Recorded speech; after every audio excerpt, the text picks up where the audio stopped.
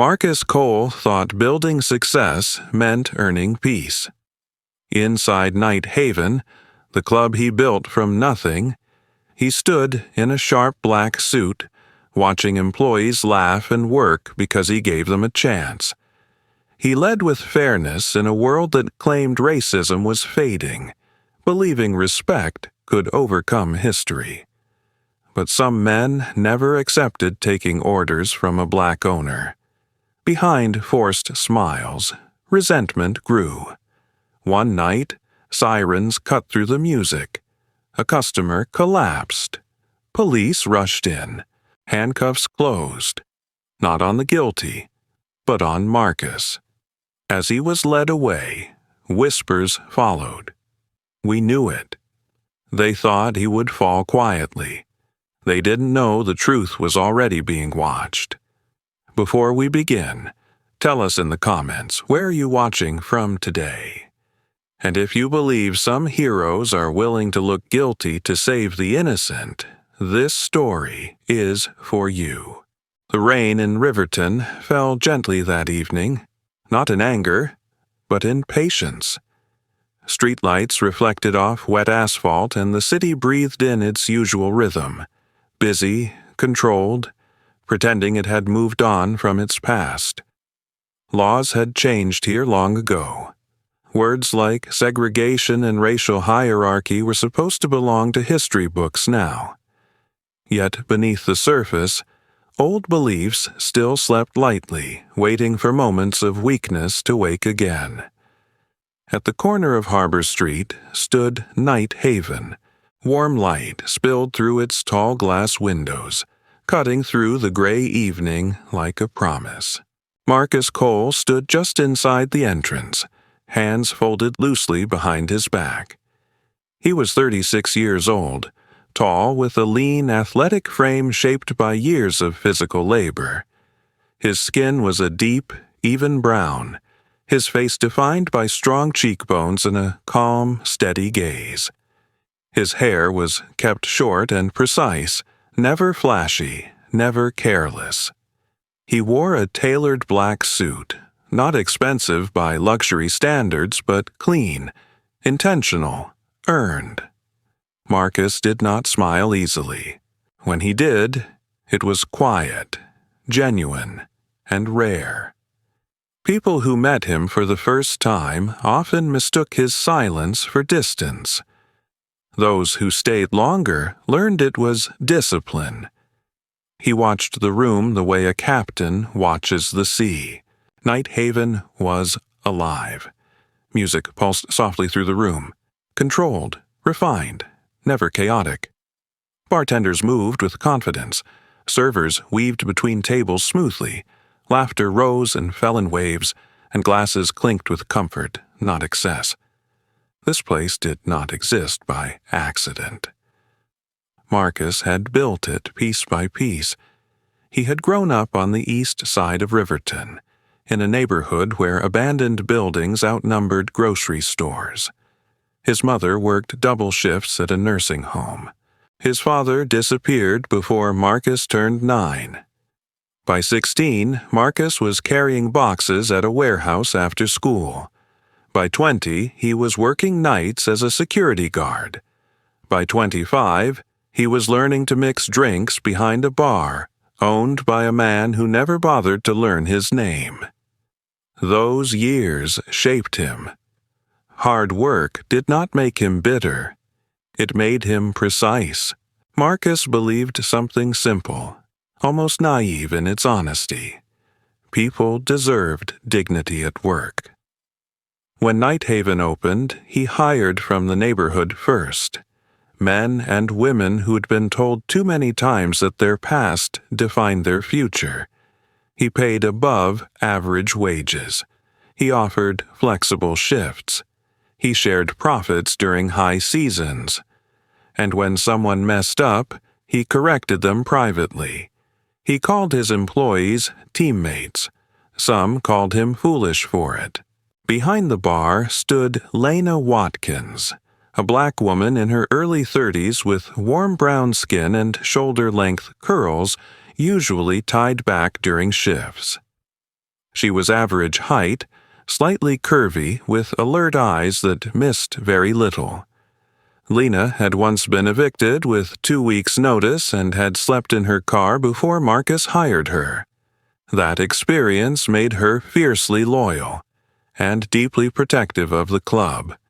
She ran the bar like a heartbeat, steady, strong, essential. Nearby, Jordan Price, a slim black college student with round glasses and nervous energy, handled the sound system. Music had pulled him away from trouble more than once. Marcus paid part of his tuition quietly, never mentioning it.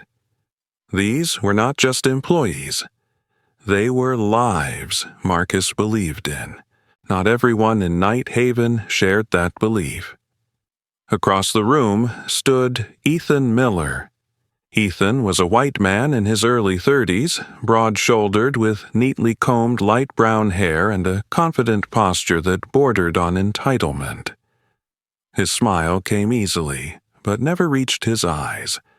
He wore his uniform well and spoke politely, yet something in his tone always carried impatience. Ethan had grown up comfortable, not rich, but never desperate. He respected systems. He respected hierarchy. What he struggled to respect was who stood at the top of it. Beside him worked Ryan Brooks, taller and thinner, with sharp features and restless hands, and Caleb Turner, stockier, quieter, observant in a way that suggested calculation rather than caution. They were competent workers. Marcus had hired them for that reason alone. He had never asked where they came from. He had never asked what they believed. From Marcus's position near the entrance, he noticed the way Ethan occasionally glanced toward him. Not hostile, not openly disrespectful, but measuring. Marcus had learned to recognize that look long ago. It was the look of someone who smiled because the world required it, not because they meant it. At a corner table sat Sarah Collins, a white woman in her late 20s, a local journalist who frequented Night Haven not for the drinks, but for the stories. She was tall and slim, with auburn hair usually tied in a loose bun, freckles dusting her nose, and observant green eyes that seemed permanently alert. Sarah was polite, curious, careful with her words.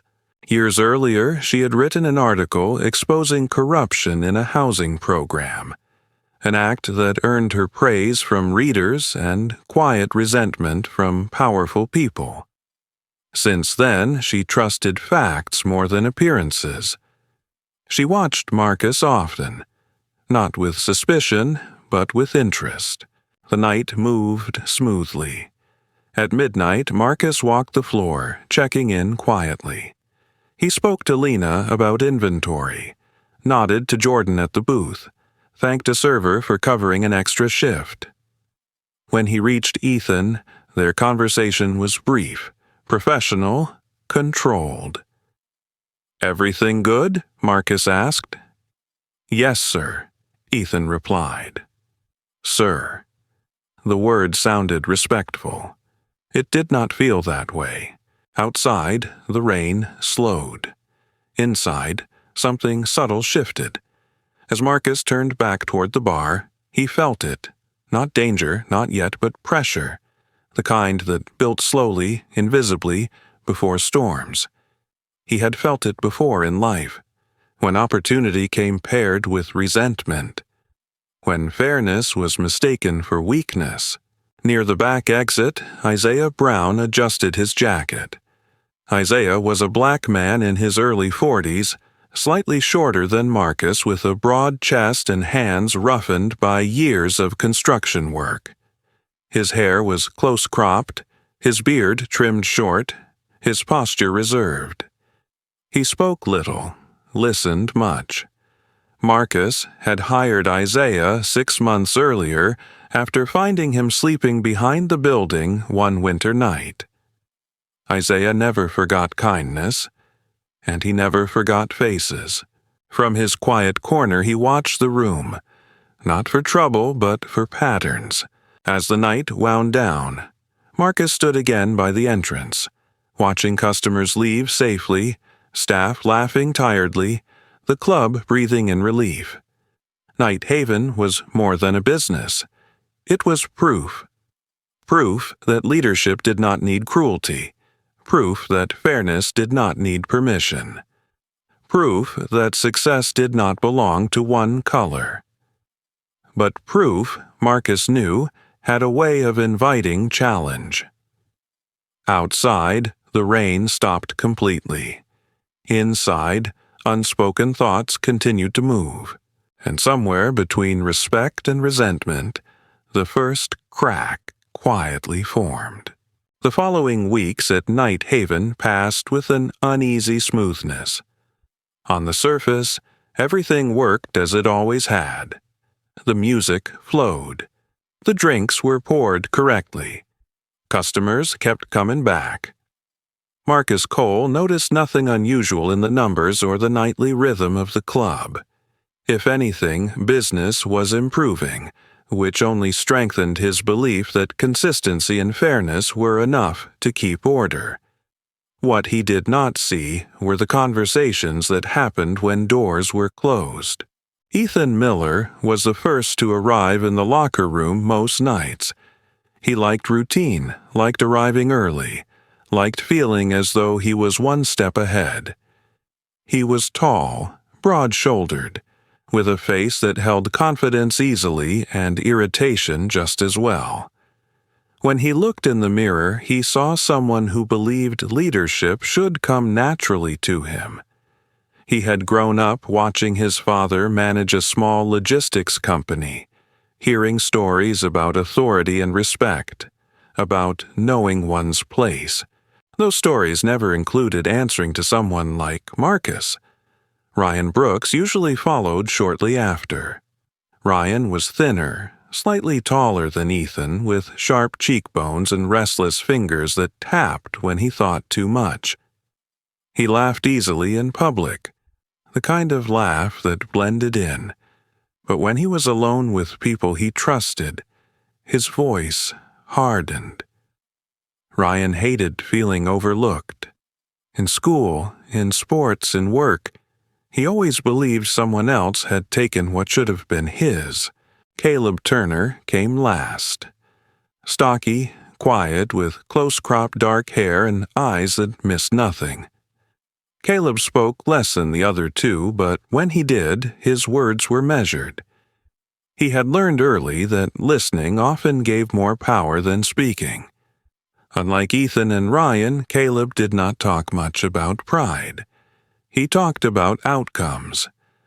The locker room smelled of detergent and metal lockers. The door clicked shut. "That's the thing I can't get past," Ethan said, lowering his voice even though no one else was around. "I work my ass off, I follow rules, and I'm still taking orders from him." Ryan scoffed, pulling off his jacket. "Because he owns the place. That's what they'll say." Caleb leaned against a locker, arms crossed. Ownership isn't the same as competence. Ethan smiled at that. It was not a warm smile. Exactly.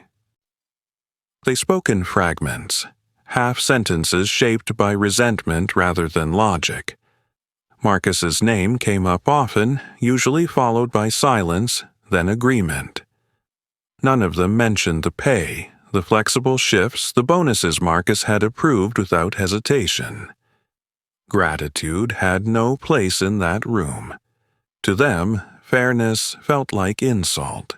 On the floor, Marcus noticed small changes but interpreted them as fatigue. Ethan's politeness became sharper, more formal. Ryan avoided eye contact during briefings. Caleb watched more than he spoke. Marcus considered addressing it but chose patience instead. Years of surviving rough environments had taught him not to confront without certainty. Sarah Collins noticed it too. She sat at her usual table near the wall, notebook resting beside her drink. Sarah was tall and slim, her posture relaxed but alert, auburn hair loosely tied back. She had learned, after one badly misjudged interview early in her career, that people revealed more when they believed no one was watching closely. She had seen men like Ethan before. Men who smiled while calculating. Men who believed the world owed them something specific. When Marcus passed her table, she nodded politely. "Busy night," she said. He returned the nod. "That's a good problem to have."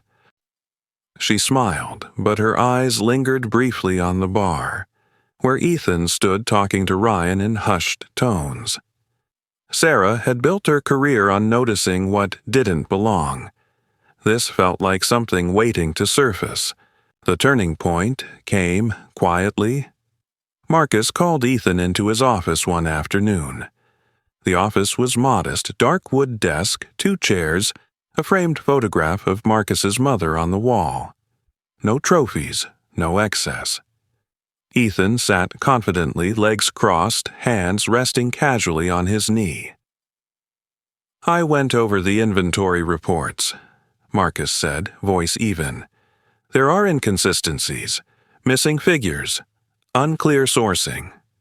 Ethan shrugged lightly. "Probably clerical errors." "Possibly," Marcus replied. "But until they're resolved, I can't approve your promotion." The word hung in the air. Ethan's jaw tightened for just a moment before he masked it. "So that's it?"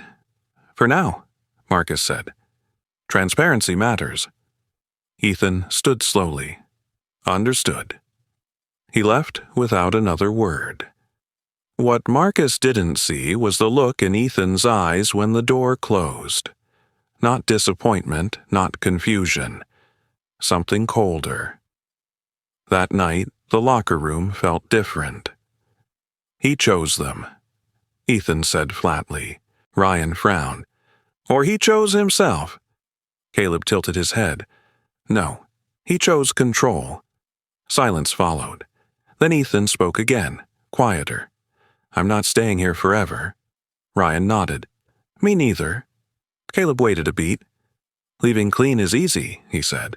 "Leaving with leverage is smarter." They all understood what he meant. At the back of the club, Isaiah Brown watched the pattern shift. Isaiah was not a man who jumped to conclusions. His life had taught him patience. Years on construction sites, years of temporary jobs, years of being invisible had sharpened his instincts.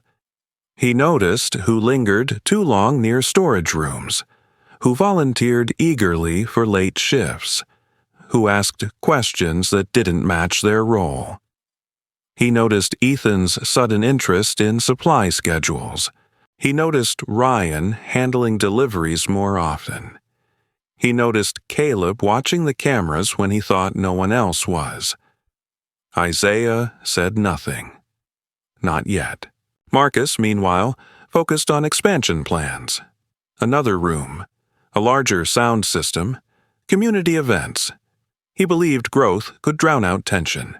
It had worked before. But tension does not disappear when ignored. It waits. In the locker room, the smiles stayed in place. On the floor, hands were shaken, jokes exchanged, orders followed. Customers saw nothing wrong. The system functioned. Yet beneath the surface, something fragile was cracking. Not loudly, not dramatically, but with intention. And while Marcus believed Night Haven was proof that fairness could change minds, 3 men were beginning to believe something else entirely. That fairness could be used against him. The night it happened did not announce itself. It arrived like any other Friday in Riverton. Humid air clinging to skin, traffic humming beyond Harbor Street, Night Haven glowing steadily against the dark. Marcus Cole arrived early, as he always did. walking the floor with the quiet confidence of someone who trusted the systems he had built. He checked the bar, nodded to staff, reviewed a short list of reservations. Nothing felt wrong. Nothing looked out of place. That was the danger of a well-executed lie. Behind the bar, Lena Watkins moved with her usual efficiency. Her expression was calm, professional, but she noticed that Ryan Brooks had taken control of a section of the liquor deliveries again. Ryan was polite about it, smiling as he carried crates into the storage room, explaining that he was helping the flow. Lena made a mental note but didn't interfere. Marcus trusted people to do their jobs. So did she. Near the back hallway, Ethan Miller lingered longer than necessary, his posture relaxed, his eyes sharp. He spoke easily with customers he recognized, leaning in just enough to seem friendly.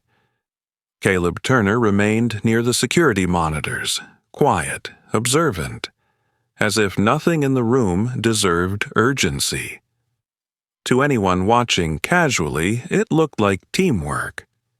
To someone who knew what to look for, it was choreography. Marcus spent most of the evening at the entrance, greeting guests, stepping in only when staff needed support. He believed leadership meant presence, not control.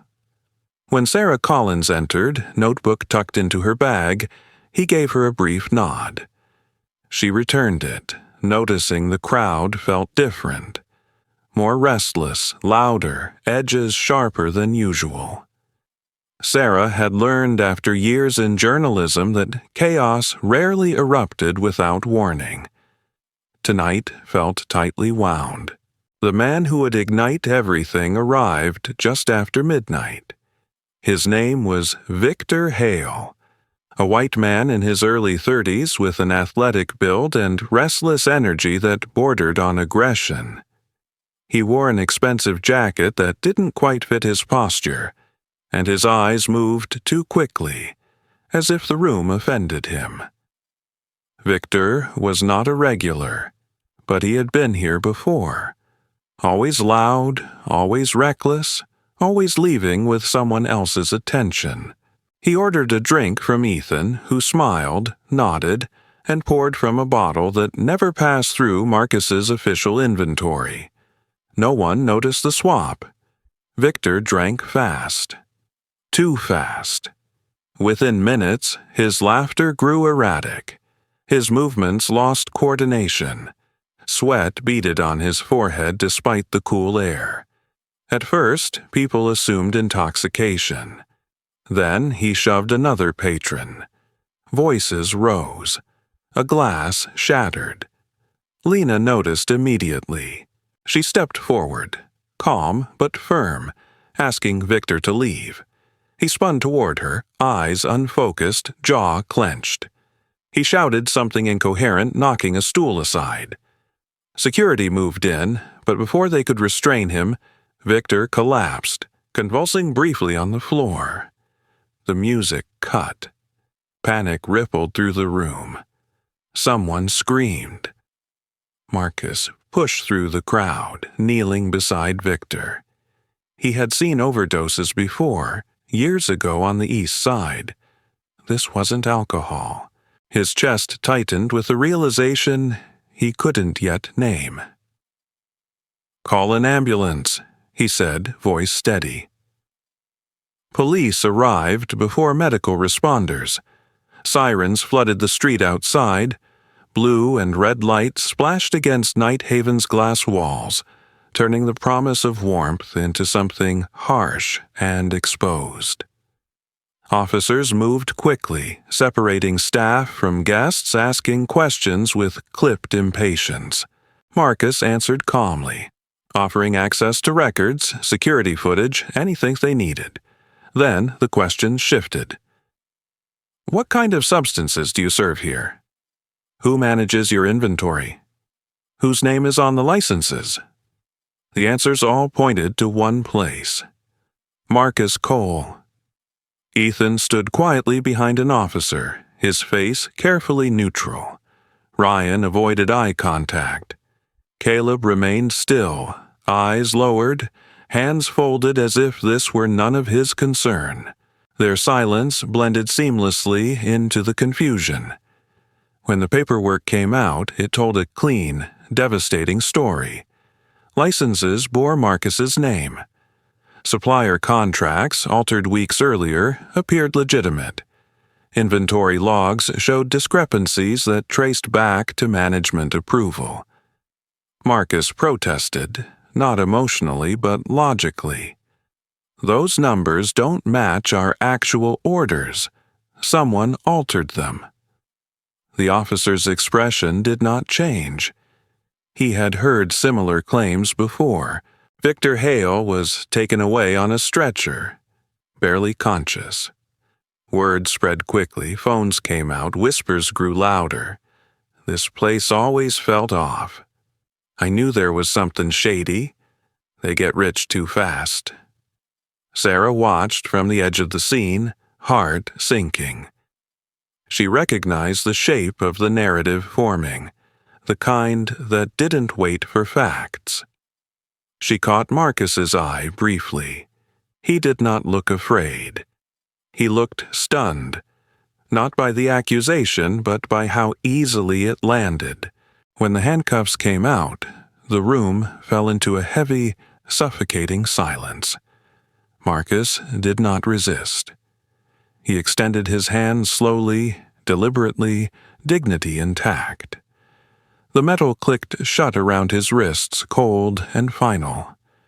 As officers led him toward the door, he glanced back at Night Haven.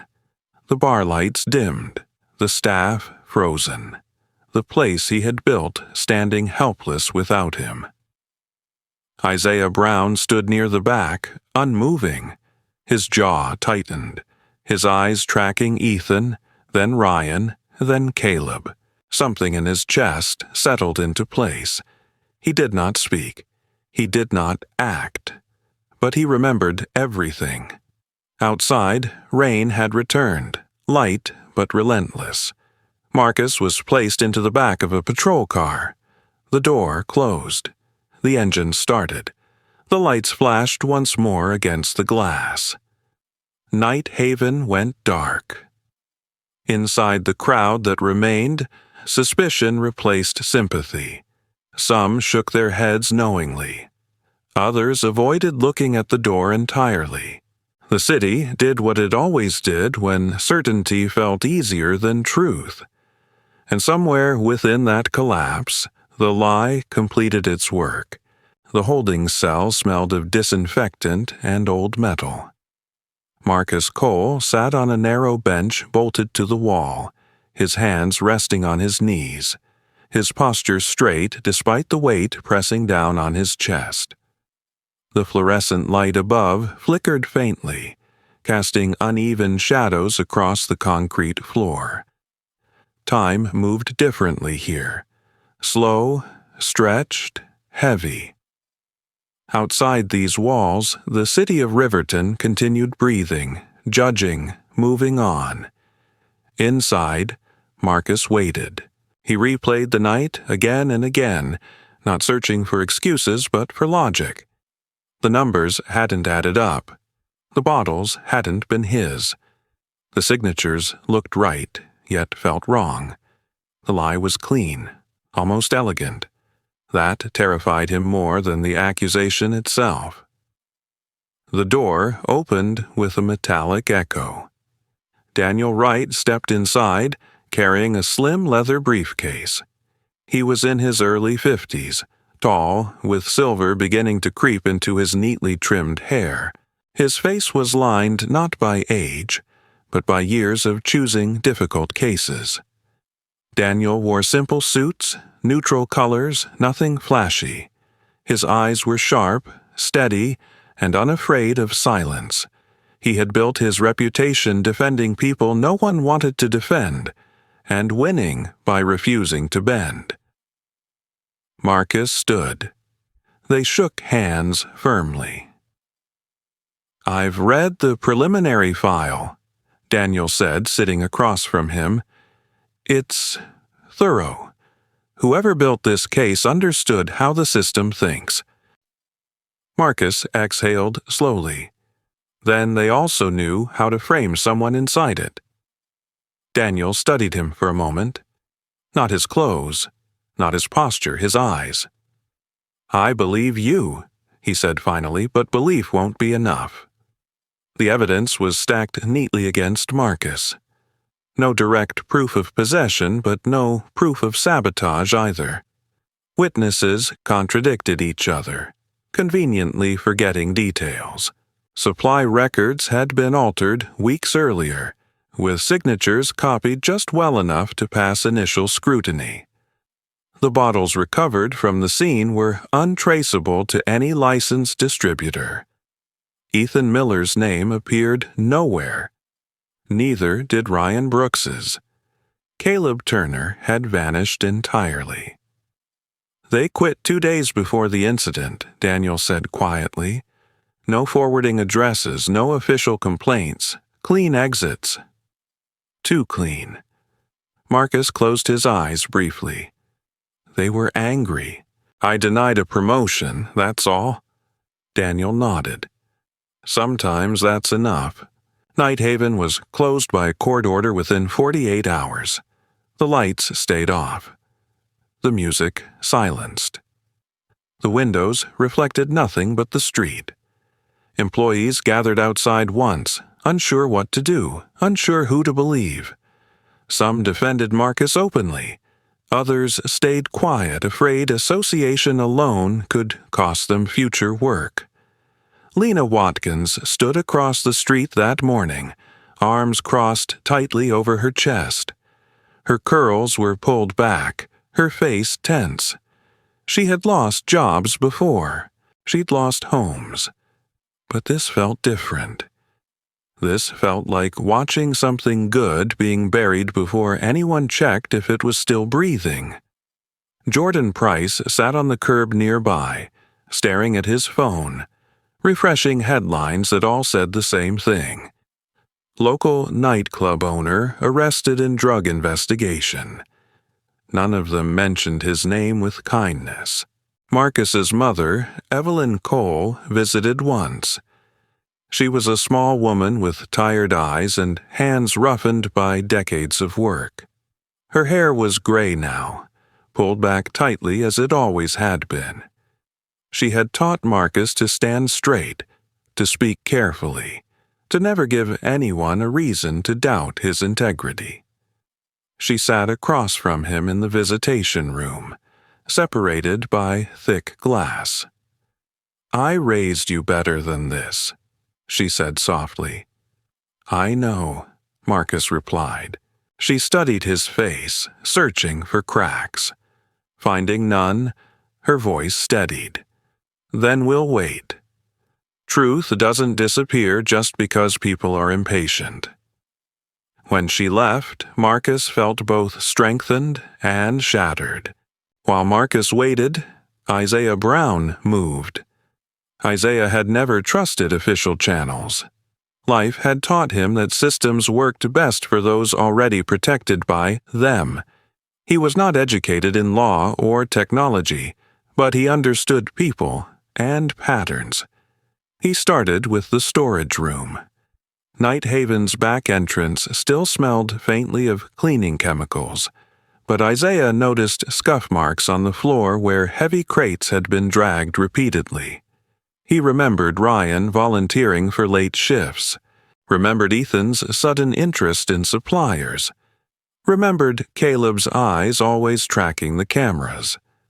Isaiah kept his movements quiet. He borrowed a jacket with deep pockets. He visited bars Ethan used to frequent. He asked questions that sounded casual, harmless. Most people like to talk. One bartender mentioned seeing Ethan meeting a man behind a closed liquor store late at night. Another recalled Ryan bragging about extra income weeks before quitting. Names surfaced. Locations followed. Isaiah wrote nothing down. He memorized everything. Sarah Collins worked parallel, though she didn't know it yet. She sat in her small apartment late at night, papers spread across the table, walls lined with old clippings. She had learned early that the truth rarely announced itself. It waited for someone patient enough to connect unrelated dots. She requested public records, compared supplier lists, noticed discrepancies in timelines. She saw how fast the narrative had formed, and how little anyone questioned it. What bothered her most was how familiar it all felt. She remembered another case, years ago, where assumptions had buried facts. She had written the wrong headline then, corrected it later, but not before damage had been done. She would not repeat that mistake. Back in his cell, Marcus marked time by routine. Wake, eat, think, repeat. He refused to slump, refused to plead prematurely. Guards noticed, inmates noticed too. Some nodded in respect, others tested him with questions masked as jokes. Marcus answered none of them. At night, when the lights dimmed, he thought about Night Haven. Not the business, but the people. He wondered who would look after Jordan's tuition, who would check on Lena, who would believe him when believing him became inconvenient. The bars did not break him, but they forced him to confront a truth he had avoided. Fairness alone could not protect him from resentment dressed as justice. Daniel returned with updates that felt like setbacks. No progress locating your former employees, he said, and without direct evidence, the court is reluctant to move. Marcus nodded slowly. Then we find it. Daniel looked at him. Someone out there is already trying. Isaiah stood outside an abandoned warehouse near the edge of Riverton, rain soaking into his jacket. He didn't go inside. Not yet. He listened, watched, waited. This wasn't about revenge. It was about loyalty. And truth had a way of leaving fingerprints if someone was willing to look closely enough. Isaiah Brown had never thought of himself as brave. He was 42 now, broad-shouldered with a body shaped by years of lifting steel beams and concrete blocks. His hands were scarred, his knuckles thick, his posture slightly guarded as if the world had taught him to expect impact at any moment. He spoke little, trusted slowly, and carried gratitude the way some men carried anger. Quietly, permanently. Marcus Cole had given him work when no one else would. That was reason enough. The abandoned warehouse sat 12 miles outside Riverton, just beyond the industrial zone where the city thinned into long stretches of road and silence. It was a low, concrete structure with rusted doors and broken lights, the kind of place people forgot existed. Until they needed somewhere, no one asked questions. Isaiah had not entered it the first time he found it. He had watched instead, sitting in his old pickup truck, engine off, breathing steady. Patience was his advantage. He returned at night. Inside, the smell of chemicals mixed with dust and damp cardboard. Stacks of liquor crates lined the walls, some sealed, others already opened and resealed with careless tape. Isaiah moved slowly, methodically. He did not touch anything he didn't need to. He had borrowed a small body camera from a friend who worked private security, a simple device, old but reliable. The red light blinked faintly as he recorded. Behind one stack of crates, he found a laptop. It was old, scratched, but still powered on. What followed confirmed everything. Video footage showed Ethan Miller and Ryan Brooks inside Night Haven's storage room weeks earlier. The camera angle was high, hidden behind an unused vent. one of the auxiliary cameras Marcus had installed years ago and never monitored closely. The video was clear enough to show hand-switching labels, crates being moved, bottles replaced. Caleb Turner appeared briefly in another clip standing watch near the hallway, glancing at his phone, then toward the door. Isaiah swallowed hard. He scrolled further. A spreadsheet opened automatically. Dates, amounts, cash transactions logged with carelessness that came from believing no one would ever look. Offshore payment apps, notes beside names. Ethan's handwriting was unmistakable in one scanned note. Then came the audio file. Isaiah hesitated before pressing play. The voices were unmistakable. Ethan, calm and certain. Ryan laughing, Caleb quieter, approving. "We make him take the fall," Ethan said. "Everything's in his name anyway." Ryan added, "Once he's inside, we're gone, clean." Caleb's voice followed, steady. "People will believe it. They always do." Isaiah stopped the recording. His jaw clenched so tight his teeth ached. They had not only stolen, they had planned a man's destruction. Isaiah did not go to the police. He went to Daniel Wright. Daniel sat behind his desk, glasses removed, eyes fixed on the screen as Isaiah played the footage. The lawyer's face remained controlled, but something sharpened behind his eyes. Years in court had taught him restraint, but this was precision. "This changes everything," Daniel said finally. Isaiah nodded once. "I know." Daniel leaned back. "How did you get this?" Isaiah met his gaze. "'Cause I was paying attention when they thought no one like me ever would." Daniel studied him with new respect. "You understand what this means?" Isaiah nodded again. "It means Marcus gets his life back." The emergency hearing was scheduled within 48 hours. The courtroom was full. Marcus Cole stood beside Daniel, dressed in a borrowed suit that still fit him with dignity. He looked thinner, his eyes darker from lack of sleep, but his posture remained unbroken. When Isaiah entered the room, their eyes met briefly. Marcus's expression shifted, not to relief, not yet, but to something deeper. Recognition. Ethan Miller sat on the opposite side, his confidence faltering for the first time. He wore a pressed shirt, his hair still neat but his hands twitched slightly. Ryan Brooks stared at the floor, pale. Caleb Turner scanned the room, calculating exits that no longer existed. Sarah Collins sat in the gallery, notebook ready, heart racing. She had suspected wrongdoing, but not this. Not this clean, this deliberate. Daniel presented the evidence methodically. The videos played. The spreadsheets displayed.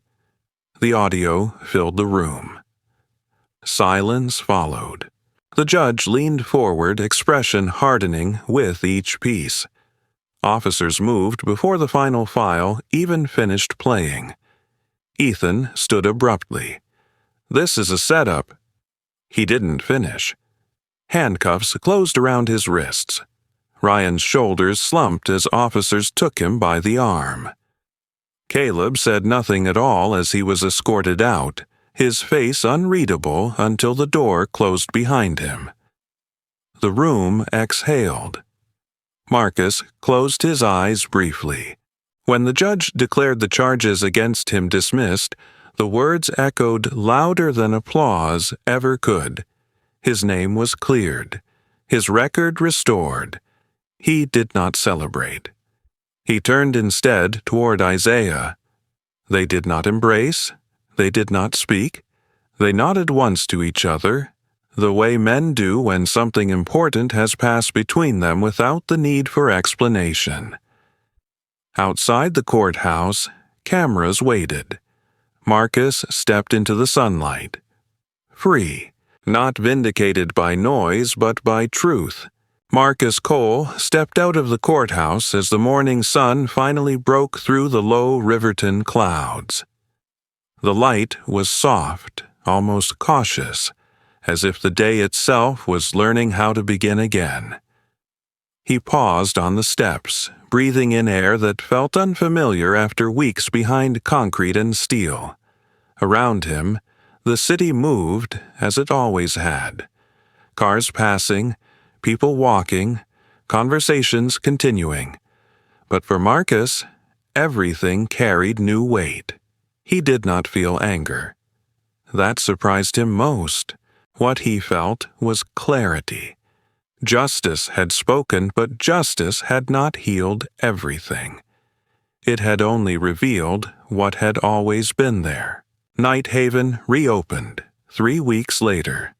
The building looked the same from the outside. Tall glass windows, polished wood, the familiar sign glowing softly at dusk. But inside, change had taken root in ways no renovation could show. New procedures governed inventory, access, and oversight. No single person controlled a system alone anymore. Transparency was no longer assumed. It was enforced. Marcus walked the floor again, but differently now. He still wore tailored suits, still moved with quiet authority, but his eyes lingered longer. He asked more questions. He listened with intention rather than trust alone. This was not bitterness, it was growth. Isaiah Brown stood behind the bar, keys clipped to his belt, posture steady. At 42, Isaiah looked older than his years. His face carried lines earned through survival, not age. His beard was neatly trimmed now, his clothes clean and fitted. He spoke little, but when he did, people listened. Marcus had promoted him to general manager, a decision that surprised no one who understood what loyalty really meant. Isaiah did not manage with force. He managed with presence. Employees respected him because he remembered details, names, schedules, struggles. He noticed who stayed late without being asked, who cut corners when they thought no one watched. He had no illusions about human nature, but he believed accountability could guide it. The staff responded. Lena Watkins returned behind the bar, her confidence restored. She laughed more now, but her eyes stayed sharp.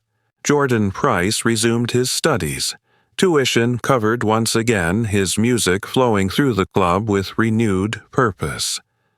Night Haven did not just reopen. It reclaimed itself. Marcus's mother, Evelyn Cole, visited on opening night. She stood near the entrance, small and composed, her gray hair pinned neatly back. She watched her son move through the room, greeting staff, speaking calmly, laughing when appropriate. Her eyes softened, not with pride alone, but with relief. "You stood," she told him quietly. Marcus nodded. "I learned." She smiled. That's all a parent can hope for. Sarah Collins published her article the following morning. It was not sensational.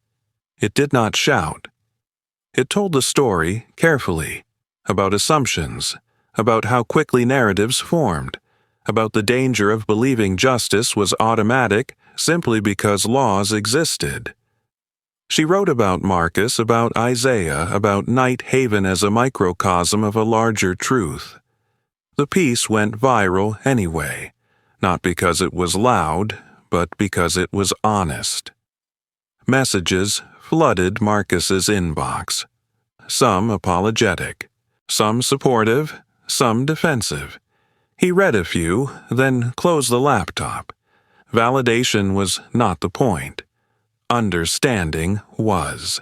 Late one evening, after the crowd thinned and the music softened, Marcus stood alone near the window. The city lights reflected back at him, layered over his own image. He saw the man he had been, hopeful, determined, trusting. He saw the man he was now, measured, aware, still hopeful, but no longer unguarded. He whispered the words aloud, not for anyone else to hear. Fairness doesn't mean blindness. Kindness shouldn't come without awareness. Trust must have boundaries. They were not bitter lessons, they were necessary ones. Outside, the night carried a calm it hadn't before. Night Haven glowed again, not just as a place of music and laughter, but as a testament to resilience, to truth uncovered, to a man who refused to let false judgment define him. Marcus Cole did not win by becoming harder. He won by becoming wiser. The lights stayed on, and this time they meant something more. This story is not only about a courtroom or a club, it is about everyday life. Many times we believe that doing the right thing is enough to protect us. We work honestly. We treat people fairly. We choose kindness even when it costs us. But this story reminds us that goodness alone does not always stop injustice. Wisdom must walk beside kindness. Trust must come with awareness. In our daily lives, we may face quiet prejudice, hidden resentment, or people who smile while planning harm. This does not mean we should stop believing in others. It means we should believe wisely, protect what God has given us, value truth, stay alert without losing compassion. Marcus did not win because he hated back. He won because he stood firm, stayed patient, and trusted that truth would rise. If this story touched you, please share it with someone who needs encouragement today. Leave a comment and tell us where you are watching from. And if you believe that God still protects the innocent and lifts those who endure quietly, type Amen in the comments. May God bless you, guide you, and protect you in your daily life. And if you want more stories like this, remember to like, share, and subscribe to the channel.